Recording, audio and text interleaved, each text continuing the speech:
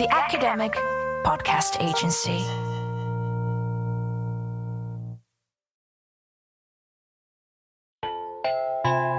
Episode 3, A Forest for Future Generations. Hello and welcome to the People and Forest podcast. This is a podcast for anyone who wants to learn more about our relationships with forests, why forests matter to us, and how new ways of thinking about nature and rights could help us protect forests for present and future generations. I'm Dr. Helen Dancer. I'm a senior lecturer in law and anthropology at the University of Sussex, and for the past few years, I have been researching relationships between people and forests in England and globally. In this podcast, I will be sharing with you some of the insights I have gained through my research on our relationships with forests, nature, and rights over the past few years. In this episode, I'll be introducing you to some of the cultural legacies of England's ancient forests and new legal ways of thinking about how to ensure a healthy environment and the well-being of future generations. The Queen of the Forest. The Knightwood oak is the New Forest's most famous oak tree. Known as the Queen of the Forest, it has stood tall in the heart of the forest for an estimated 500 years. Ivy crawls up its deeply textured wide trunk, while the numerous high branches form a magnificent, delicate and capillary-like crown. What is unusual about this tree is that until around 300 years ago, it had been pollarded, a traditional method of harvesting wood from a tree by regularly cutting back its branches, which preserves the tree while encouraging new growth. Nowadays, the tree is surrounded by a circular picket fence to keep out humans as well as browsing animals. There is a nearby picnic area and a car park a few metres away, providing easy access to what is one of the most popular visitor destinations within the New Forest. Without the fence to protect it, browsing animals and recreational pressure would undoubtedly pose a risk to the life of this centuries-old tree.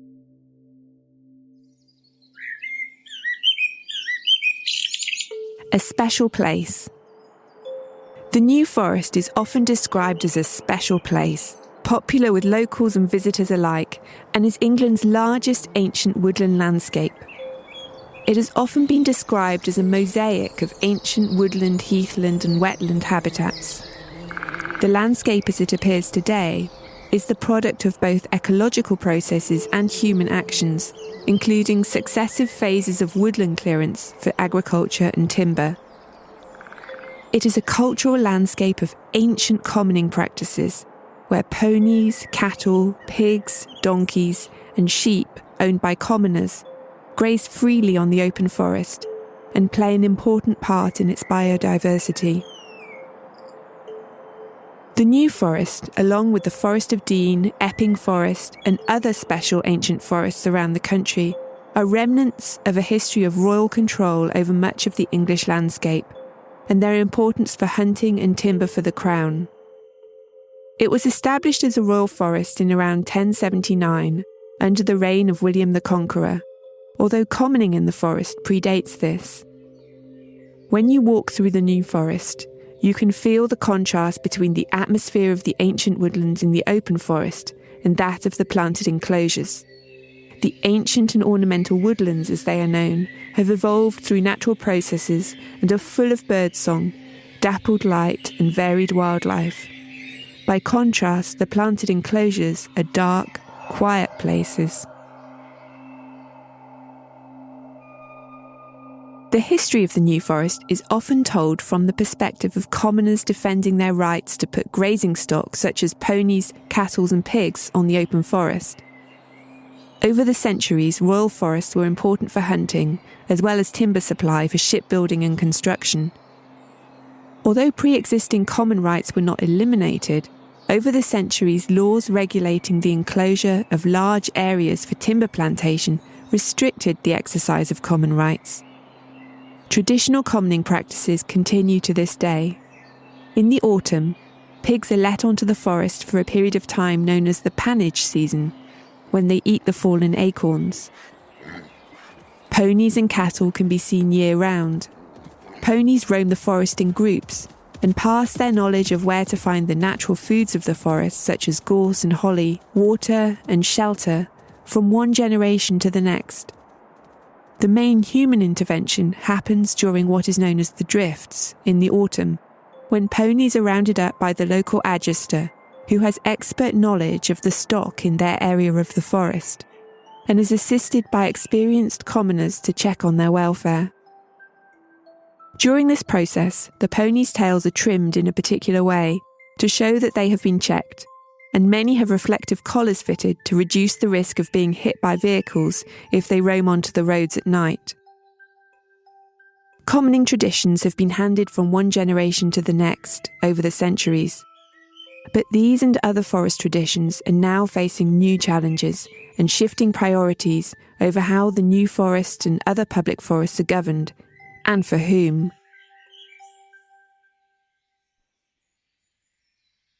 In recent decades, the emphasis has shifted increasingly towards recreation.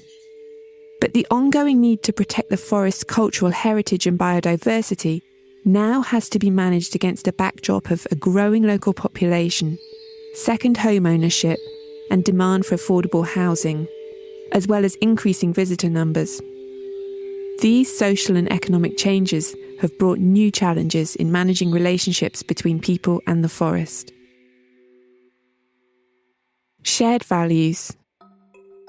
I began my research on human-forest relationships in 2017, in what was also the 800th anniversary of the Charter of the Forest. In contrast to the Magna Carta, which protected the rights of barons, the Charter of the Forest re-established the rights of free men to access royal forests. As well as an opportunity to commemorate an important moment in English history, the 800th anniversary of the Charter was also an important symbolic moment for the power of public consciousness on how we value forests.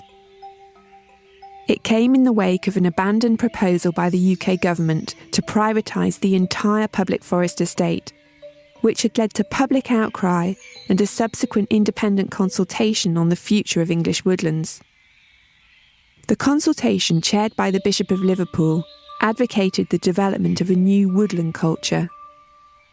The public backlash to the proposed sell-off was a time of political awakening to the importance of trees, woods and forests to the general public. The proposed sell-off also demonstrated how little legal protection there is for forests and woodlands at present. In 2015, a large group of 70 UK organisations led by the Woodland Trust sought to commemorate the 1217 Charter of the Forest by reimagining a charter for the 21st century. Over 60,000 tree stories were collected from people around the country, which together helped to define our publicly held shared values towards trees and woods and set out a vision for the future. The 10 principles of the Charter for Trees, Woods and People highlight the importance of protecting the ecology of trees and woods and the opportunities they offer for human inspiration, innovation, and well-being for present and future generations. At the head of the Charter, the spirit of these 10 principles is captured in the following words by poet Harriet Fraser. Natural treasures, in roots, wood and leaves, for beauty, for use, the air that we breathe. Imagine a wood starts with one small seed. We're stronger together, people and trees. Our human footprint.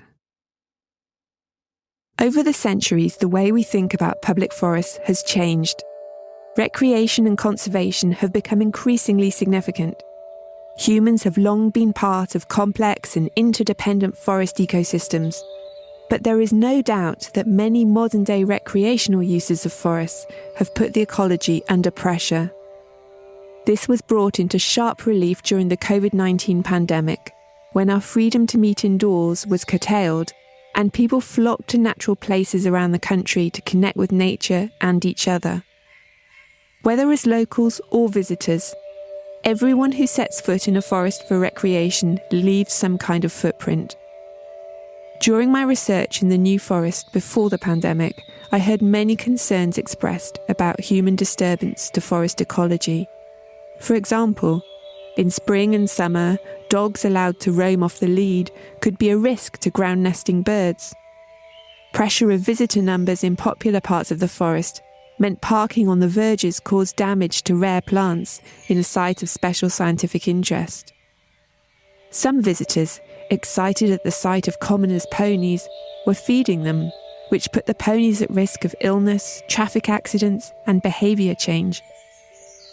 Barbecues in tinder-dry parts of the forest posed a fire risk.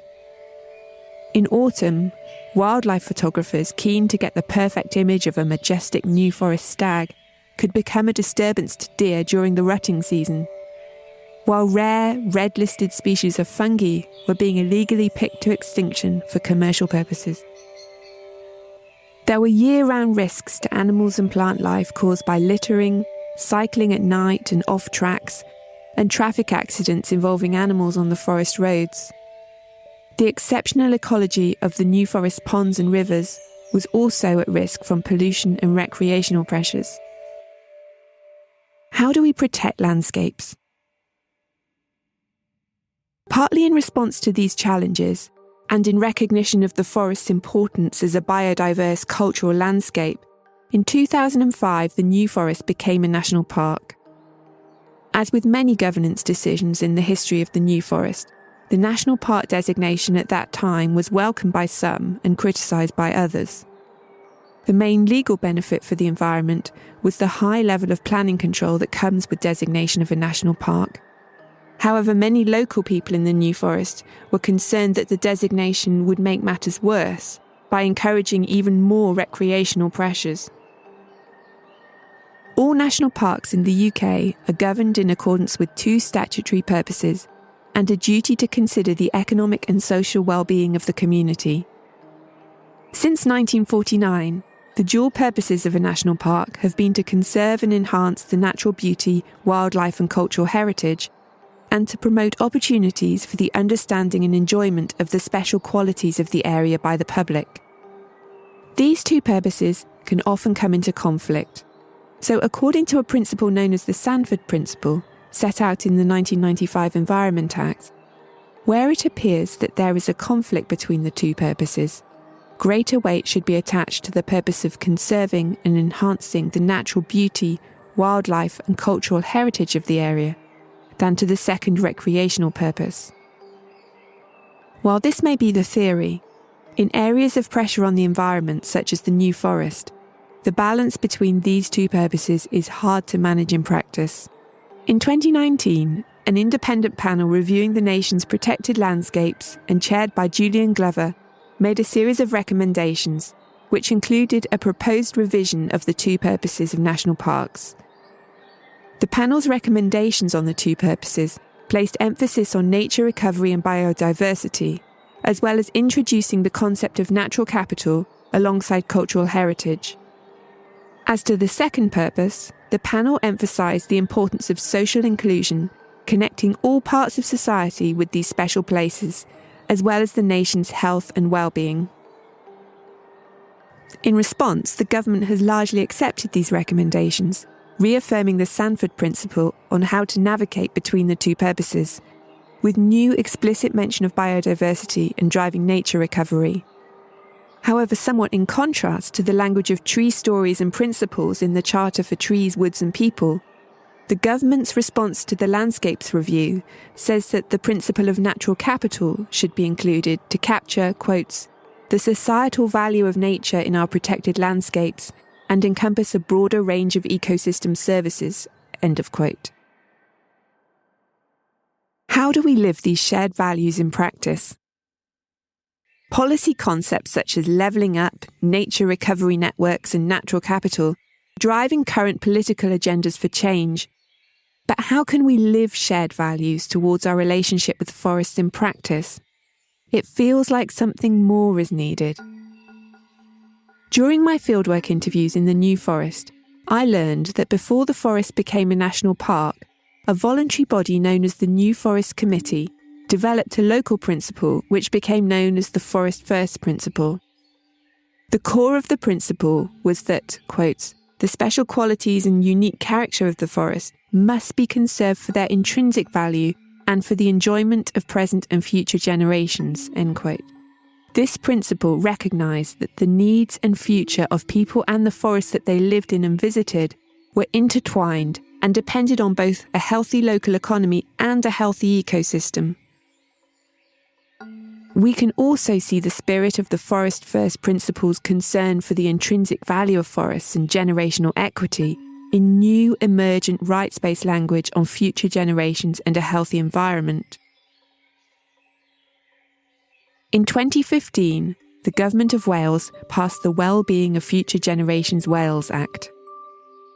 Central to this act is a wellbeing duty, which requires all public bodies to act according to the Sustainable Development Principle, which ensures that the needs of the present are met without compromising the ability of future generations to meet their own needs.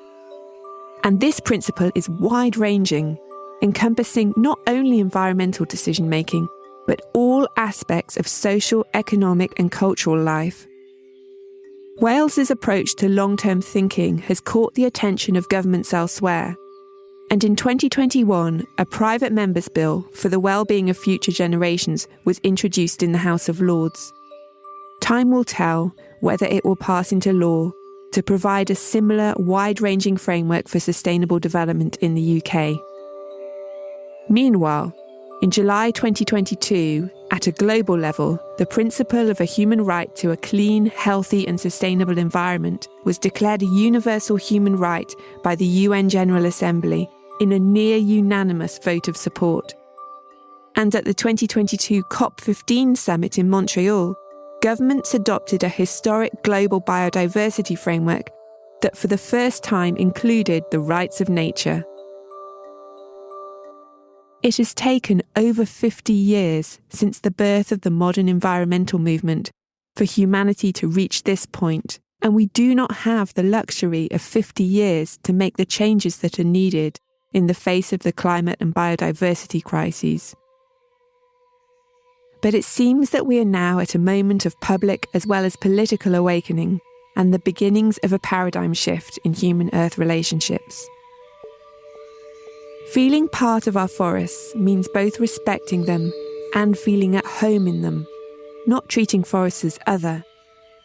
But in the spirit of the Andean indigenous concept of sumac cauce or buen vivir that underpins the rights of nature enshrined in Ecuador's constitution, we must learn to live well. Why must we do this? I leave you here with the words of the Brazilian environmentalist and social activist Chico Mendes, whose assassination in 1988 brought global attention to the destruction of tropical rainforests. At first, I thought I was fighting to save rubber trees. Then I thought I was fighting to save the Amazon rainforest. Now I realise I am fighting for humanity.